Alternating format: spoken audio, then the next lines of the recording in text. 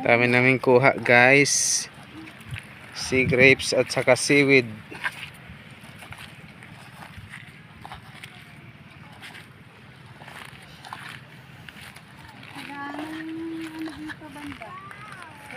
Ganda ng sunset guys, oh.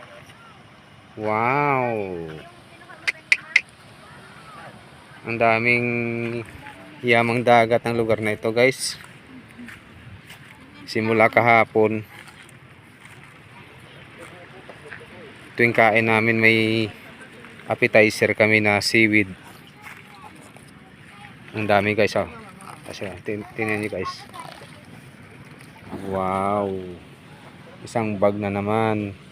May isang box na doon na pang take out namin pa uwi bukas.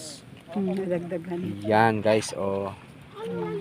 Yan, first class nga seaweed guys. First class.